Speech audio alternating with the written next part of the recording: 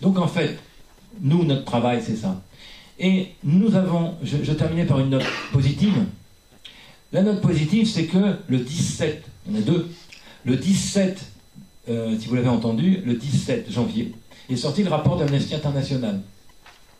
Le rapport d'Amnesty International, je vous lis simplement le titre, c'est dans un rapport publié ce mardi, l'ONG condamne les pratiques instaurées dans 14 pays d'Europe depuis les attentats de 2015.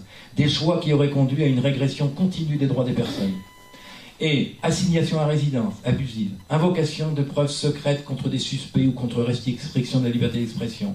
L'ONG d'Amnesty International s'inquiète ce mardi 17 janvier 2017 dans son rapport des politiques mises en place dans 14 pays européens après les attentats des 2 dernières années. Le rapport est nommé « Des mesures disproportionnées, l'ampleur grandissante des politiques sécuritaires, dans des pays de l'Union européenne est dangereuse ».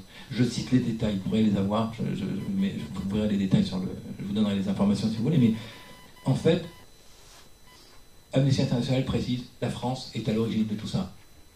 Précise que le pire, la France a montré l'exemple à l'Europe de ce qu'il ne fallait pas faire. Et là, la France est lourdement attaquée par Amnesty International. Alors évidemment, la France, quoi, Amnesty International nous attaque, voilà, nous, pays des droits de l'homme. Mais non, nous, dictature, oui, la France est montrée du doigt par Amnesty International en disant que la France a montré l'exemple de ce qu'il ne fallait pas faire avec les états d'urgence. Et pour conclure, voilà, en réalité, il n'y a jamais eu autant d'espoir qu'aujourd'hui. Les gens en ont marre et veulent retrouver les vraies valeurs. La vérité est qu'il y a tant d'insurrections aujourd'hui que nos oppresseurs et maîtres de pacotille commencent à prendre peur. C'est pour ça qu'il y a l'état d'urgence. C'est certainement pas pour les kalachnikovs. Nous sommes très nombreux. La réalité crève les yeux.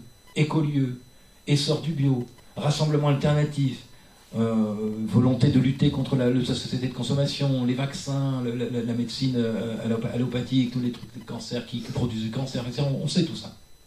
Les insoumis, de plus en plus d'insoumis. De plus en plus de gens qui se lèvent et qui disent non. Hein, y compris au niveau des radars, pardon, pour en reparler, c'est un de mes sujets de prédilection. Parce que c'est un système de surveillance, c'est tout.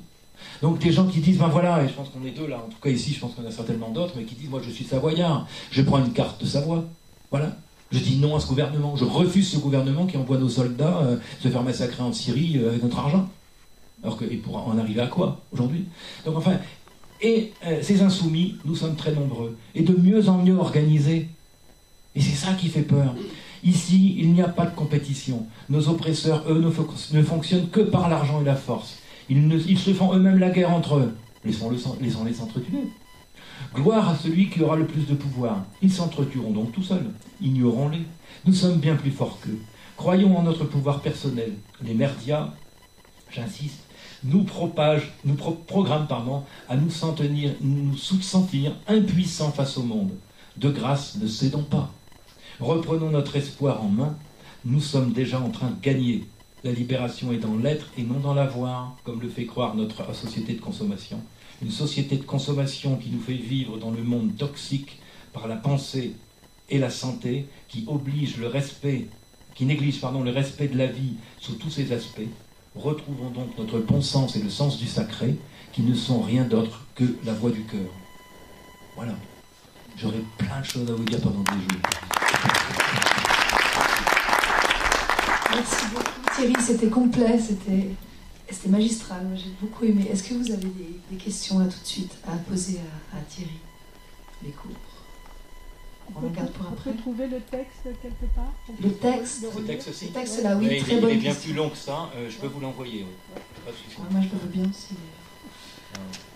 Alors on a pris un tout petit peu de retard par rapport au programme, mais c'était pour la bonne cause. Donc là maintenant je vais passer la parole à Thierry Borne, qui est un autre dissident savoisien, qui va nous parler des lois, des textes institutionnels qui sont élaborés de sorte que nous ne saisissions pas tous les termes avec leurs méandres rhétoriques afin de se protéger et de protéger leur impunité à tous ces puissants qui nous dirigent. Voilà, je te laisse la parole, Thierry. Bonjour à tous. Je ne vais pas vous parler maintenant de ce qui m'est arrivé personnellement, parce que ce qui m'est arrivé au niveau de mon entreprise, ça arrive à... Il faut savoir qu'en 2015, il y a eu 63 000 dépôts de bilan dans les entreprises françaises et qui, pour la grande majorité, avec un problème lié au régime social français, et donc des non-applications des lois européennes, supranationales aux lois françaises. Donc ça, c'est juste pour l'entrée en matière. Et en fait, je voudrais simplement dire que ça fait un peu plus de 2 ans maintenant que je navigue dans cette dissidence qui, même si je voudrais rester optimiste, je trouve que on patine quand même un petit peu. Pourquoi? Parce que on est toujours en train de dresser des constats, et qu'en fait, on est toujours dans le constat et qu'on ne trouve pas vraiment, on ne sait pas pourquoi en fait. Il faut aller chercher le pourquoi de ces constats et après trouver des solutions. À mon humble avis, je pense que une fois le constat dressé, il faut se poser des questions, les bonnes questions. Pour l'éveil des gens, je pense qu'il y a une chose qui est importante. On a parlé tout à l'heure de la Déclaration universelle des droits de l'homme, et là je voudrais mettre une petite précision à ce que disait Thierry, c'est que la Déclaration universelle des droits de l'homme est née de la Déclaration des droits de l'homme des citoyens de la Constitution française en fait. Et c'est très important parce qu'en fait aujourd'hui la France, elle est numéro 27 je crois derrière ou devant le Kazakhstan au niveau des droits de l'homme. C'est quand même important, elle est la mère de la Déclaration universelle, et aujourd'hui elle n'applique plus. Et par rapport à ça, je voudrais revenir donc à la Déclaration des droits de l'homme du citoyen française. Et le préambule commence comme ça. Le préambule commence avec l'ignorance, l'oubli et le mépris sont les seules causes des malheurs publics et de la corruption des gouvernements. Il faut se servir de ces mots-clés, parce que si on veut faire sauter des verrous, il faut avoir des clés. Et les clés, on les a tous dans la poche. L'ignorance. D'abord, on est plongé dans l'ignorance. Pourquoi? Parce qu'on a, comme disait Thierry tout à l'heure, des merdias. On nous raconte n'importe quoi, on nous plonge dans l'ignorance. Ensuite, on tombe dans l'oubli et on nous méprise. Et à partir de là, eh bien, effectivement, on ne peut pas avoir d'informations, on ne peut pas avancer, on est au courant de rien, on ne va pas chercher, on n'a pas la bonne information et on ne peut pas se défendre. Et après, je voudrais continuer avec parce que je pense vraiment qu'on peut s'en sortir en utilisant les traités et le droit. Sauf qu'effectivement, le droit, depuis des décennies en France, il est bafoué. Alors, on a dit tout à l'heure qu'en décembre 2016, Manuel Valls, Premier ministre, a bafoué la Constitution en mettant sous tutelle la Cour de cassation. Alors, il n'a pas mis la justice sous tutelle, il a mis la Cour de cassation. Pourquoi? Parce que de toute façon, la séparation de la justice et du pouvoir, elle n'a jamais vraiment existé en France. Mais chemin faisant, ils se rendent compte que nous sommes un certain nombre à aller toujours plus loin dans les procédures. Pour m'expliquer, en fait, quand vous avez un problème avec la justice, comme je l'ai eu et comme j'ai toujours, parce que je suis toujours dans le combat, avec mon entreprise, vous allez d'abord dans un système de redressement judiciaire, vous passez au tribunal, au TGI, au tribunal de commerce, et si vous tenez tête à tout ce système, forcément vous vous retrouvez en appel. Et après l'appel, c'est quoi? C'est la cassation. Il y a très peu de gens qui vont en cassation, il faut le savoir. Mais ça commence un petit peu à bouger. Alors forcément, il faut verrouiller le système. Donc qu'est-ce qu'on fait? On met la cassation sous tutelle, c'est-à-dire qu'on profite de l'ignorance du français et on va dire, bah ouais, mais la Cour de cassation, maintenant c'est nous, de toute façon, ils vont y voir que du feu. Sauf que la Cour de cassation, eh bien, elle est dépendante de toute façon de la Cour européenne, puisque les lois sont supranationales au droit français. Et que dans le cas présent, pour ce qui me concerne, en tout cas pour les entreprises, et même si un Français, là on a un salarié aujourd'hui fait un procès au gouvernement français concernant la liberté de s'assurer ailleurs, et il peut le faire, il va gagner parce que la loi européenne lui autorise. C'est-à-dire que la France a déjà été condamnée par la Cour européenne à ce sujet. Ce qui veut dire que la Cour de cassation ne peut rien dire. Elle peut pas dire autrement que dire « Ah bah oui, effectivement, vous avez raison ». Alors on est en train de verrouiller le système pour que les gens n'aillent pas plus loin à la ferme. Alors moi je pense qu'il faut simplement jamais baisser les bras et aller jusqu'au bout. Parce que effectivement il y a des lois, et que les lois françaises, il y a de toute façon des lois françaises qui sont faites pour qu'on puisse se défendre, et qu'ensuite il faut utiliser tout ça. Et ça c'est très important. Alors je voulais vous lire, parce qu'il y a des articles de loi qui sont vraiment en contradiction, parce qu'il y a un truc très simple dont ils se servent beaucoup au plus bas de l'échelle. Quand vous êtes, je parle essentiellement pour les entreprises, enfin les entrepreneurs dont je fais partie, mais il y a quand même un certain nombre, et il faut savoir que c'est quand même une économie importante pour le pays et qui regroupe énormément de monde, des entrepreneurs et avec leurs salariés. Il y a quand même 3 personnes qui se suicident tous les jours en France à cause de ça. Et cette loi, c'est l'article 223-15-2 et qui dit comme ça. Et il faut bien écouter parce qu'il est très subtil et il faut le lire plusieurs fois pour comprendre qu'on se fait avoir vraiment tout le long de la ligne. Est puni de 3 ans d'emprisonnement et de 375 000 € d'amende l'abus frauduleux de l'état d'ignorance ou de la situation de faiblesse, soit d'un mineur, soit d'une personne dont la particulière vulnérabilité due à son âge, etc. etc., etc. Mais c'est le début qui est important. Quand on vous dit comme ça, l'abus frauduleux de l'état d'ignorance. Qu'est-ce que ça veut dire en fait?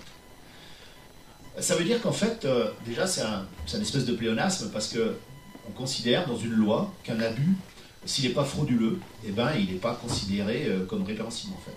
Vous avez le droit d'abuser si ce n'est pas frauduleux.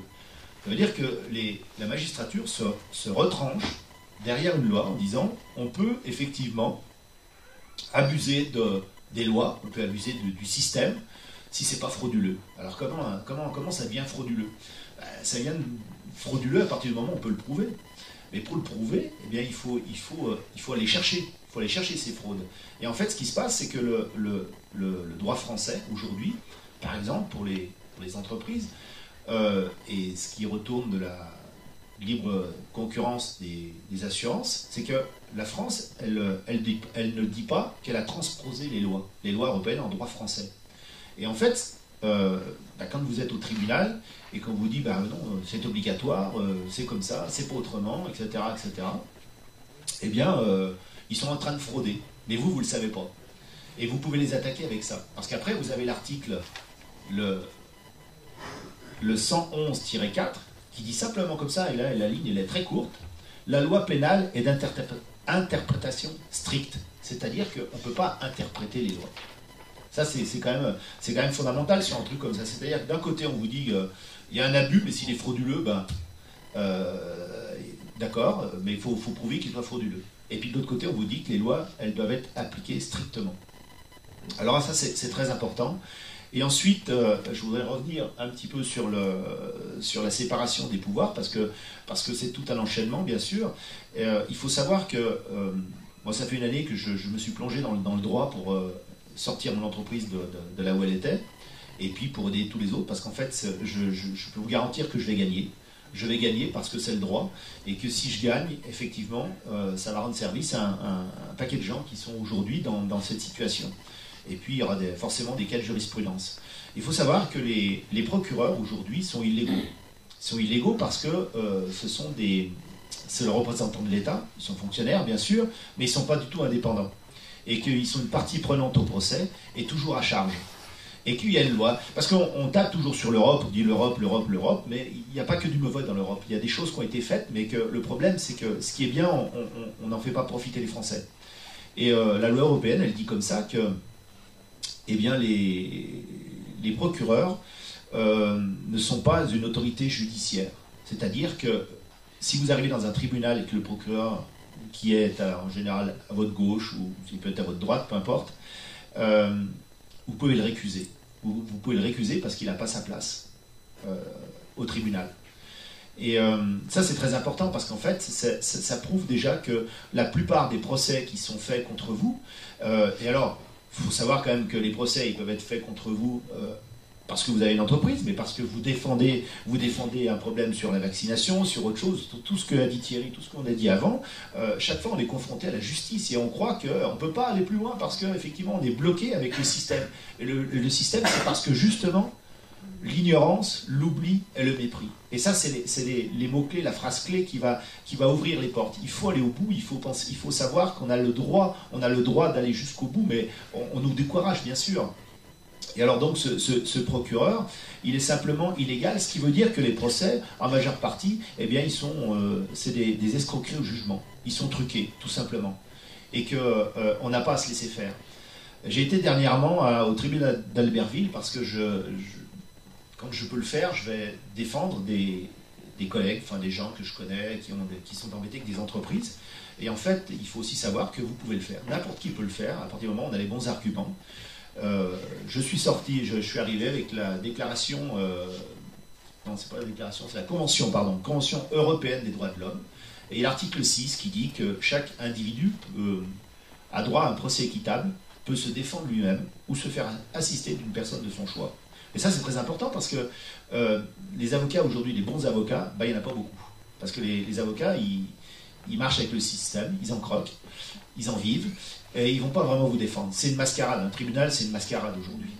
Eh bien, la semaine passée, à Albertville, on a simplement voulu me sortir. C'est-à-dire que le juge qui était là, et j'avais tout j'avais les choses à dire, je voulais être entendu pour défendre la personne, a appelé la sécurité, a demandé à ce que je sorte, et j'ai dit non, je ne sortirai pas, je connais mon droit, j'ai sorti la convention, je l'avais là, je l'ai lu, j'ai dit vous pouvez appeler la gendarmerie, ils ont appelé la police est arrivée, j'ai discuté avec la police, et finalement c'est le juge et les assesseurs qui sont sortis de la salle, mais qui ont été délibérés.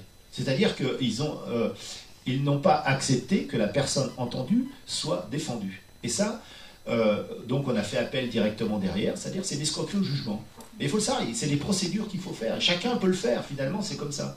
Et on va vous dire, c'est pareil, parce que vous allez aller plus loin. Et pourquoi la cassation? Tout à l'heure, on a parlé de la cassation, avec Manuel Valls qui a mis sous tutelle la cassation. C'est que, on vous dit toujours, la cassation, ah non, si j'ai en cassation, un avocat, ça va me coûter 6 000, 10 000, 15 000, c'est pas possible, j'ai pas les moyens. Et qu'est-ce qu'on fait? On baisse les bras.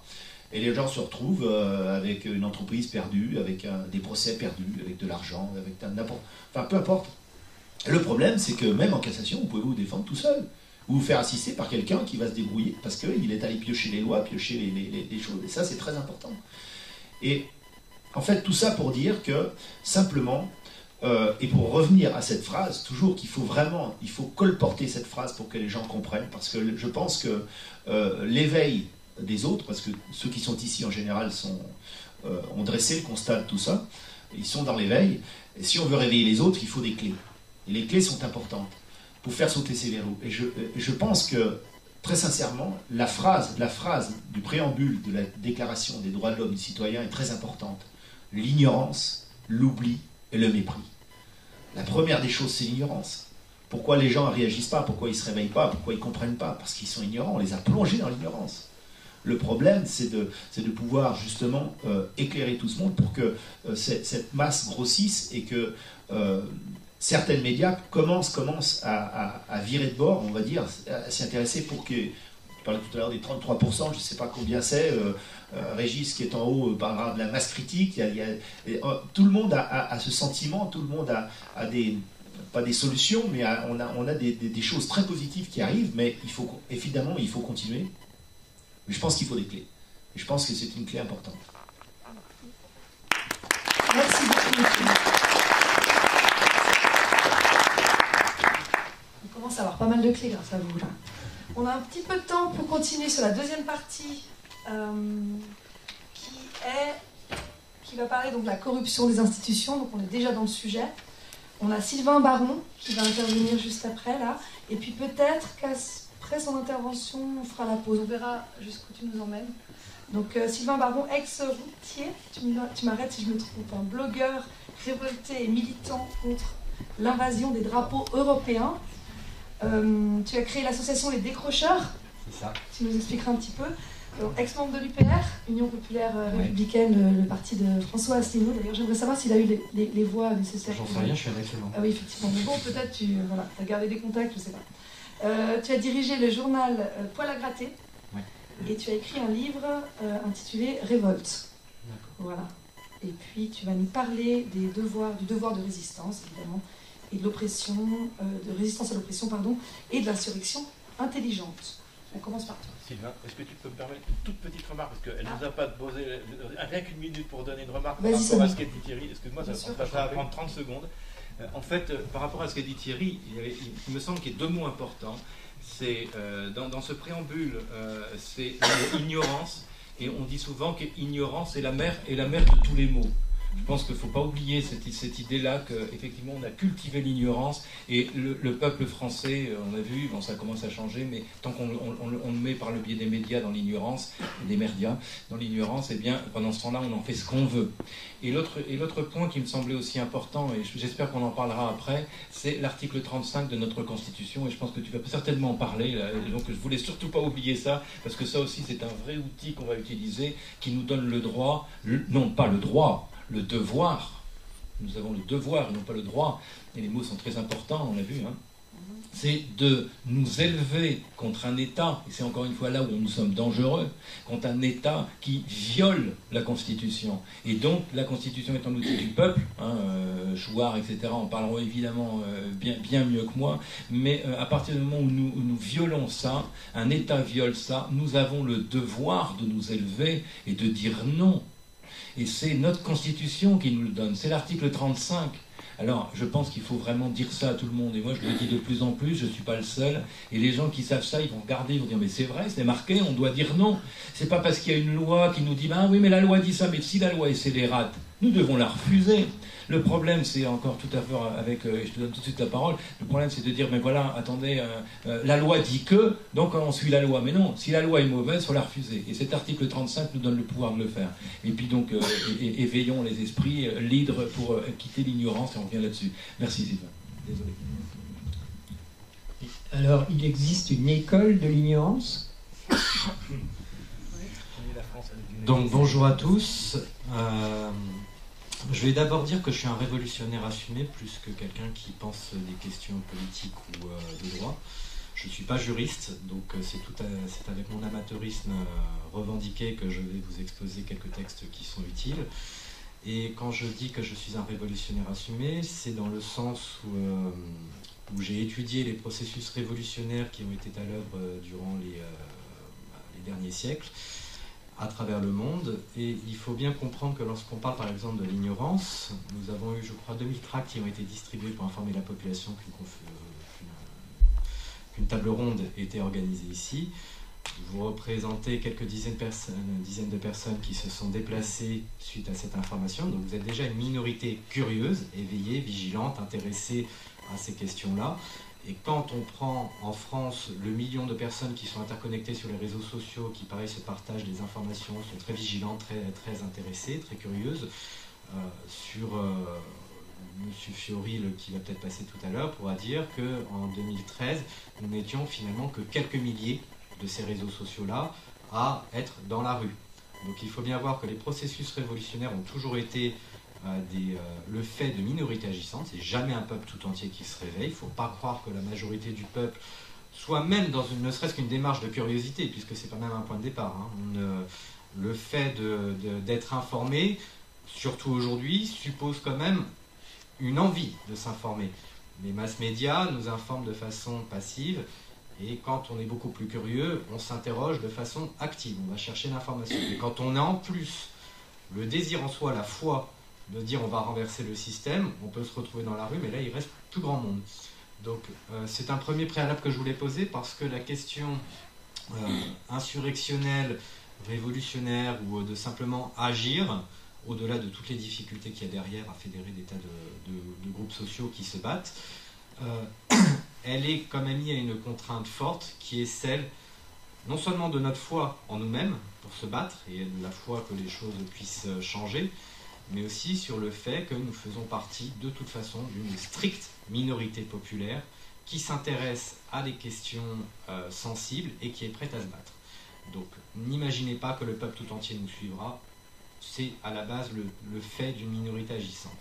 Alors je vais essayer de découper mon exposé en trois petites parties. Je vais d'abord expliquer un petit peu dans le droit, l'histoire et la philosophie ce que c'est que le droit de résistance, que je vais lier immédiatement avec le crime de trahison pour expliquer un petit peu ce que c'est, avant de découler quelques propositions que j'ai pu formuler sur mon livre et que j'ai défendues dans mon travail d'activiste, on va dire.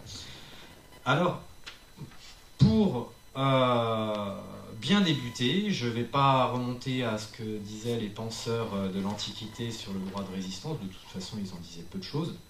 Je vais directement commencer par ce qui a formé notre état de droit il y a 200 ans, Vous savez sans doute que c'est à la fin de la Révolution française avec Napoléon Bonaparte que nous allons avoir un code civil et un code pénal en France qui va réellement créer une base juridique solide et des lois qui soient exactement les mêmes pour tous.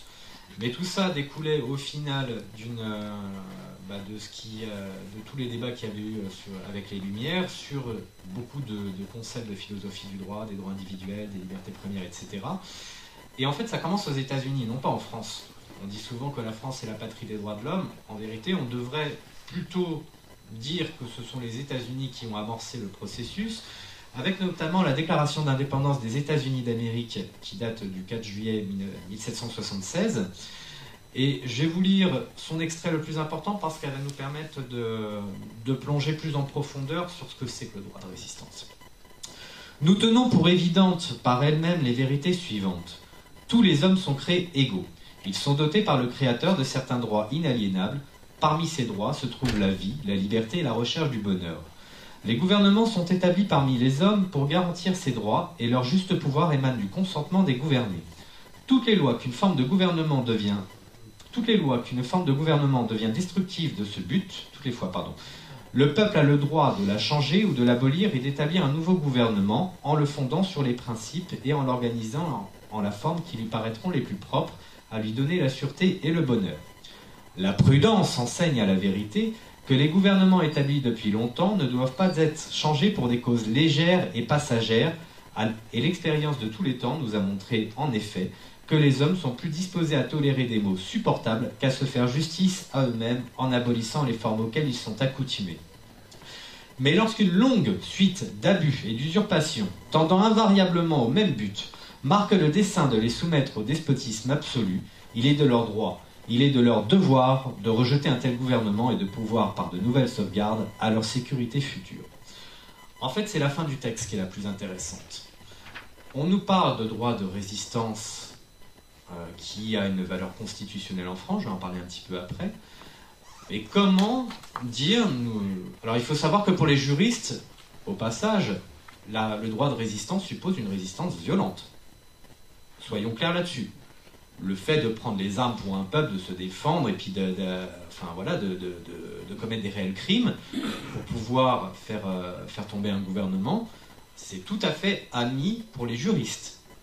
Donc évidemment, ça pose une question extrêmement complexe entre le fait de dire, attendez, on a peut-être un état de droit, on a des tas de choses, comment peut-on tolérer la violence, y compris lorsqu'il s'agit de rejeter un gouvernement corrompu. Pourtant, les juristes l'admettent. Mais pour que l'on puisse se légitimer dans cette violence contre un gouvernement tyrannique, encore faut-il définir ce que c'est qu'une tyrannie. Et lorsque la déclaration d'indépendance des États-Unis parle d'une longue suite d'abus et d'usurpations, il faut comprendre les abus aujourd'hui, et c'est pour ça que je vais parler un peu du crime de trahison, comme des trahisons réelles, basées sur des lois réelles. Quand un politicien va faire de la corruption, va nous trahir de différentes façons, mais qu'en tout cas la loi le définit bien, nous avons la capacité de justifier l'abus. Nous avons la capacité de dire, vous voyez, ça fait quand même la 3e ou 4e fois qu'ils violent la loi contre les intérêts du peuple, la loi a été violée, les institutions ne réagissent pas alors qu'elles sont censées, par leur séparation, nous protéger de ces abus-là, de les châtier au besoin. Donc il ne reste plus qu'au peuple la possibilité de s'insurger. Et donc, nous avons eu 2 textes qui sont apparus. Le texte que tu mentionnais, c'est en fait la Déclaration des droits de l'homme de 1793, qui ne fait pas partie de notre bloc de constitutionnalité, qui fait désormais partie du droit positif, c'est-à-dire que quand les magistrats sont éduqués sur le droit constitutionnel, les questions de souveraineté ou de droit de résistance, à un moment ou à un autre, on va leur parler de la déclaration de 1793, dite aussi la déclaration Robespierre, puisqu'il a été largement à l'ouvrage dans sa rédaction. Et donc l'article 35 dit « Quand le gouvernement viole les droits du peuple, l'insurrection est pour le peuple et pour chaque portion du peuple le plus sacré des droits et le plus indispensable des devoirs. » Donc, vous voyez que les Français ont été beaucoup plus loin, et je devrais même rendre hommage à René Cassin, qui est notre seul prix Nobel de la paix en France de mémoire, qui avait soutenu De Gaulle le jour où il avait fallu rétablir l'État, hein, ni plus ni moins. C'était son juriste attitré. Il a beaucoup participé à la rédaction de pas mal de traités internationaux, notamment pour ce qui concerne la Déclaration universelle des droits de l'homme. Il avait voulu rajouter un article, que je n'ai pas pris avec moi d'ailleurs, sur le droit de résistance, qui a été malheureusement rejeté, mais qui disait tout. Qui disait d'abord, il faut que nous ayons une tyrannie, il faut qu'elle fasse des abus répétés, il faut que la loi soit violée, et dans ce cadre-là, quand tout a été tenté, il est normal que le peuple se révolte. Je vais accélérer, je ne vais pas vous parler de un petit peu toute la littérature qu'on a derrière, je vais juste vous dire que en France, nous avons une hiérarchie des normes. J'ai beaucoup entendu là tout à l'heure que en fait, nous avons un droit supranational qui est au-dessus du nôtre, c'est pas tout à fait vrai. Cette hiérarchie des normes dit d'abord que la Constitution est au-dessus de tous les textes législatifs qui nous arrivent. Elle est, pour certains juristes, à égalité avec des traités internationaux du droit international. En vérité, du point de vue de notre Constitution, cette égalité, ou on pourrait même parfois parler de mettre le droit international au-dessus de notre Constitution, c'est sous réserve de réciprocité. Donc, aller chercher de la réciprocité en Europe sur le respect des traités, des conventions, des choses comme ça, vous n'allez pas en trouver. Donc, on peut dire que de toute façon, c'est nul et non avenu. L'autodétermination des peuples, qui est quand même un droit reconnu au niveau des instances internationales, la souveraineté nationale dans notre Constitution aussi, qui dit exactement la même chose, prévoit que de toute façon, un peuple décide d'abord souverainement de ce qui est le mieux pour lui dans son propre pays. La Constitution est le texte pilier, avec ce qu'on va appeler le bloc de constitutionnalité. Donc pour nous, dans notre bloc de constitutionnalité, on a la Constitution évidemment, on a la Déclaration des droits de l'homme, qui a la même valeur que la Constitution, la Charte sur l'environnement, et je crois qu'il y a un dernier texte dont je ne me souviens plus. Donc ça, ce sont les textes qui sont lisibles par tous, c'est pas du jargon juridique imbuvable, c'est tout à fait facile à lire. Et ensuite, nous avons les lois qui arrivent en dessous. Et après les lois, nous avons la réglementation de façon générale. Et donc on pose bien certains textes au-dessus d'autres. On ne peut pas faire des lois qui violent la Constitution. Ils le font quand même. Donc, pourquoi je dis ça? Parce que dans notre bloc de constitutionnalité, puisque la Déclaration des droits de l'homme est au-dessus de toutes les lois, nous avons l'article 2 de la Déclaration des droits de l'homme qui reconnaît le droit de résistance.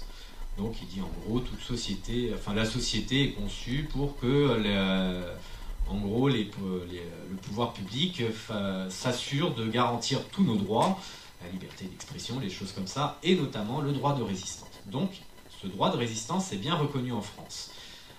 Faut savoir qu'il y a très peu de pays dans le monde qui ont le droit de résistance dans leur constitution.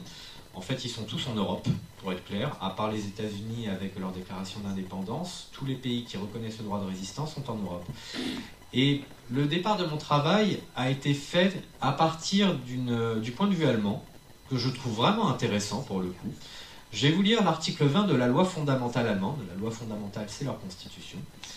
Alors, qui dit d'abord que la République fédérale d'Allemagne est un État fédéral démocratique et social. Ensuite, tout pouvoir d'État émane du peuple. Le peuple exerce au moyen d'élections et de votations et par des organes spéciaux investis des pouvoirs législatifs, exécutifs et judiciaires. Le pouvoir législatif est lié par l'ordre constitutionnel, les pouvoirs exécutifs et judiciaires sont liés par la loi et le droit. On présente un petit peu comment ça s'agence l'état de droit allemand. Et dernier alinéa, tous les Allemands ont le droit de résister à quiconque entreprendra de renverser cet ordre s'il n'y a pas d'autre remède possible. Et c'est là la réalité d'une réflexion que l'on doit avoir, selon moi, qu'ont très bien compris les Allemands, qui est de dire que résister est une chose, mais il faut d'abord commencer par les moyens légaux. Dès lors que nous avons la chance de disposer d'un état de droit, avec des tas de lois à saisir, d'une justice avec ses défauts, ses qualités, mais en tout cas, c'est une institution qui fonctionne. Le droit de liberté, enfin la liberté d'expression. On a peut-être des médias vendus, mais rien ne nous empêche en France de créer des médias alternatifs. Nous avons encore le droit de nous exprimer, bien heureusement. La liberté de réunion. Nous avons toujours le droit de manifester, malgré l'état d'urgence. Donc, ça, ce sont des moyens légaux divers et variés qui nous permettent déjà d'entamer un processus insurrectionnel qui ne suppose pas la violence. La violence, c'est le dernier recours. La violence, c'est lorsque nous avons une tyrannie en place qui va clairement envoyer ses milices pour nous flinguer, très clairement, flinguer les contestataires.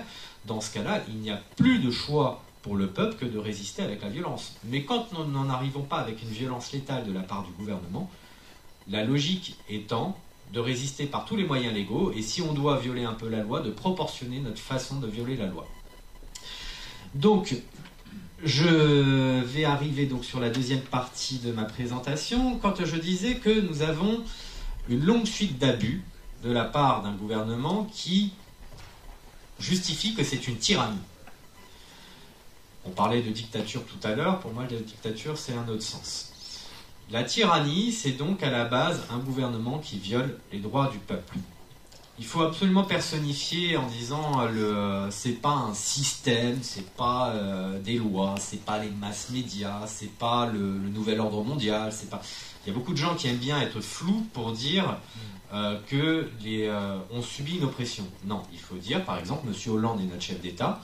Du point de vue de la Constitution, du Code de la Défense et de tout un tas de lois, il est responsable de tout un tas de choses. Et il n'est pas censé désobéir à la loi. Je veux dire, à la base, plus on est haut, plus on doit être exemplaire à la base sur le respect de la loi. Nous avons eu tout un tas de faits de haute trahison qui se sont déroulés sous l'ère Sarkozy et Hollande, avec notamment, je ne vais pas les évoquer en profondeur, vous pourrez les chercher dans le livre si ça vous intéresse ou dans des conférences qui ont été enregistrées sur Internet. Mais en gros, l'affaire des navires Mistral, qu'on a refusé de vendre à la Russie, avec des milliards de nos impôts qui sont partis dans cette affaire-là, et aussi des technologies extrêmement sensibles qui ont été confiées à la Russie pour rien. Je veux dire, notre défense se joue aussi sur le fait que nos petits secrets militaires et technologiques, lorsqu'on les cède, on le fait parce qu'on a autre chose de gagner derrière. On a des emplois, on a des accords de sécurité avec le pays avec qui on va donner ces petits secrets militaires. Enfin, on ne va pas donner des secrets militaires, notamment pour les navires Mistral, c'était des radars qui étaient de conception française que les Russes ne connaissaient pas, si le contrat n'est pas conclu et qu'il n'y a pas des accords qui sont passés derrière.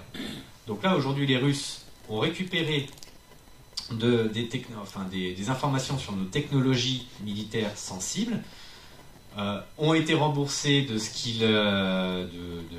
du prix de vente des navires Mistral, avec les impôts des Français, n'ont pas reçu les navires Mistral, et on a entaché notre diplomatie. Ça, du point de vue de la loi, c'est un acte de haute trahison, et à l'égal d'autres histoires comme ça, qui ont été, par exemple, l'affaire de l'avion d'Evo Morales. Je ne sais pas si certains d'entre vous s'en souviennent. Nous avons Snowden, qui donc révèle au monde entier que les États-Unis nous espionnent copieusement. Il est accueilli en Russie et protégé sur place. À ce moment-là, il y a le président de la Bolivie qui, depuis longtemps, avait des accords gaziers à discuter avec Poutine, qui arrive en Russie, fait ses négociations et repart. Et tous les États européens qui sont sous la tutelle de l'OTAN, donc des États-Unis, vont fermer leur espace aérien.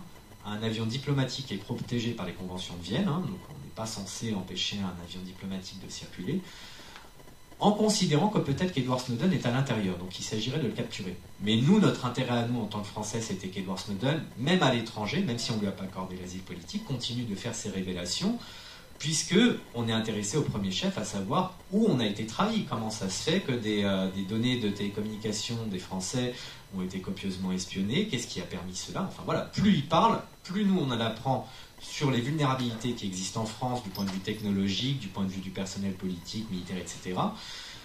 Donc on n'avait aucun intérêt à servir les intérêts des États-Unis en utilisant les moyens matériels et militaires français, le personnel militaire français, pour empêcher un avion de circuler au-dessus de notre espace aérien.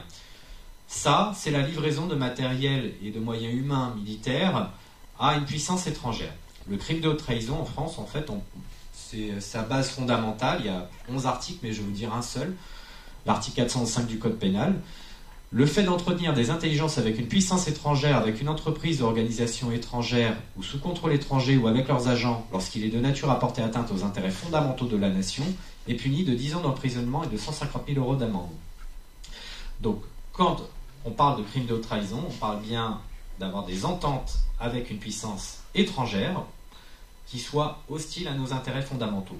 Et quels sont nos intérêts fondamentaux? Puisque pareil, ça a l'air d'être un concept vachement flou comme ça. Ben non, c'est aussi dans le code pénal, c'est l'article 410.1, qui est précisé comme ça. Les intérêts fondamentaux de la nation s'entendent au sens du présent titre de son indépendance, de l'intégrité de son territoire, de sa sécurité, de la forme républicaine de ses institutions, des moyens de sa défense et de sa diplomatie, de la sauvegarde de sa population en France et à l'étranger, de l'équilibre de son milieu naturel et de son environnement et des éléments essentiels de son potentiel scientifique, économique et de son patrimoine culturel. Donc il y a bien des points centraux dans nos politiques publiques que nous devons préserver. Et en tout premier lieu, c'est le premier point qui est cité dans cet article de loi, c'est notre indépendance nationale.